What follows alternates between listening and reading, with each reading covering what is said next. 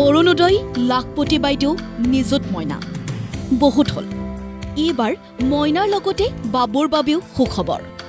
জানুৱাৰীত আহি আছে বাবু আঁচনি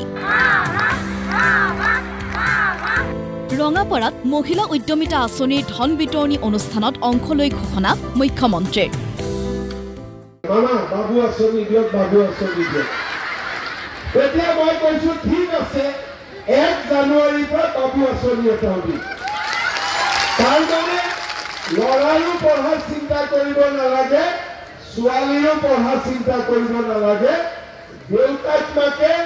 কলেজত এডমিশন দিবৰ কাৰণে ফিজ দিব নালাগে আজি গোটেই দায়িত্ব কোনে লৈছে নৰেন্দ্ৰ মোদীয়ে লৈছে বিজেপিয়ে লৈছে আমাৰ চৰকাৰে লৈছে মইনাক বাৰু টকা দিছে বাবুক কি দিব মুখ্যমন্ত্ৰীয়ে পঢ়া শুনাৰ সা সুবিধা নে বাবুহতকো দিব নগদ ধন বাবুৰ বাদেও আজি মহিলাৰ বাবে ফেব্ৰুৱাৰীত অৰুণোদয় পুৰস্কাৰো ঘোষণা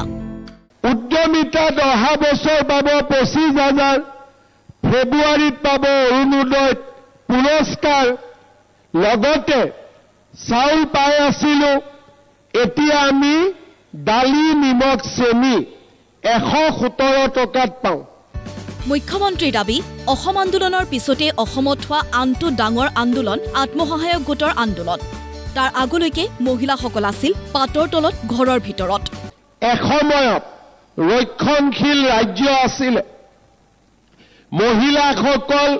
ঘৰৰ পৰা নোলাইছিল ঘৰৰ কাম কাজ কৰিছিল আৰু ঘৰখন পৰিচালনা কৰিছিল লাহে লাহে মোৰ মনত আছে অসম আন্দোলন হল মহিলাসকল ৰাজপথলৈ ওলালে তাৰ পিছত আমাৰ আৰু এটা ডাঙৰ আন্দোলন হল সেয়া হল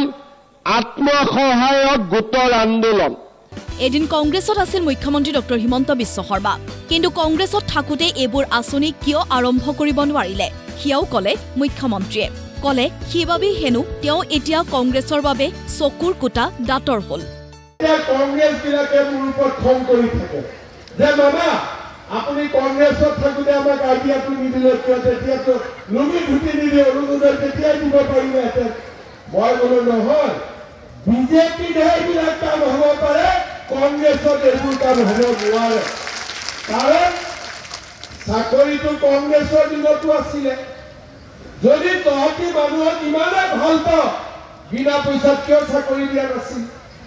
কিমান হৈছিলে এটা চাকৰিৰ কাৰণে 5 লাখ 10 লাখ 15 লাখ 20 লাখ যি উপায় থাকে লয় ভাষণৰ মাজতে চৰকাৰে সুলভ মূল্যত যোগান ধৰা নিমখ দাইলৰ গুণমান জখিবলৈ নাপাহৰিলে মুখ্যমন্ত্ৰীয়ে সুলভ মূল্যৰ দোকানীয়ে ভঙা পইচা ঘূৰাই নিদিয়ে বাবে হেনো জানুৱাৰীৰ পৰা 100 টকাত 3 বিধ সামগ্ৰী কোনবাই মোক কলে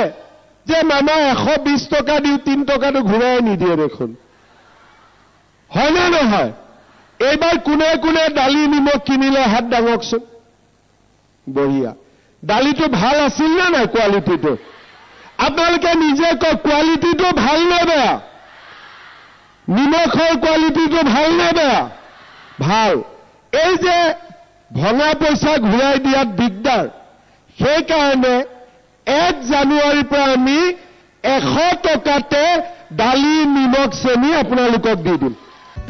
ৰঙাপাৰাত 28,829 গৰাকী মহিলাক লাখপতি বাইদেউ আঁচনিৰ ধন বিতৰণৰ শুভাৰম্ভ কৰে মুখ্যমন্ত্ৰীয়ে জন্ম নিয়ন্ত্ৰণৰ বিষয়টো উত্থাপন কৰিবলৈ এইবাৰো নাপাহৰিলে মুখ্যমন্ত্ৰীয়ে এই অনুষ্ঠানৰ পূৰ্বে মুখ্যমন্ত্ৰীয়ে সপত্নীক পূজা দিয়ে সিঙৰিস্থিত গুপ্তেশ্বৰ দেৱালয়ত দেৱালয়খনত আজিৰে পৰা আৰম্ভ হৈছে অতি ৰুদ্ৰ মহাযজ্ঞ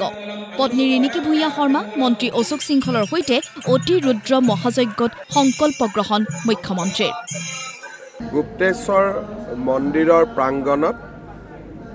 অতি মহা ৰুদ্ৰ যজ্ঞ আৰম্ভ হৈছে যজ্ঞৰ আৰম্ভণিত সেৱা আৰু পূজা কৰাৰ সুবিধা পালোঁ সকলো ৰাইজকে অতি ৰুদ্ৰ মহাযজ্ঞত অংশগ্ৰহণ কৰিবৰ বাবে অনুৰোধ কৰিম বিশ্বৰ কল্যাণৰ কাৰণে ভাৰতৰ সুখ শান্তিৰ বাবে আৰু অসমৰ বিকাশৰ বাবে এই যজ্ঞ কৰা হৈছে সকলো ভক্তগণক আমি এই যজ্ঞত অংশগ্ৰহণ কৰিবলৈ আমন্ত্ৰণ জনাম। ঢেকিয়াজুলিৰ ৰঙাপাৰাৰ পৰা অৰ্ণৱ নাথ, মিলন দাস আৰু যতীন ডেকাৰ ৰিপৰ্ট প্ৰতিদিন টাইম।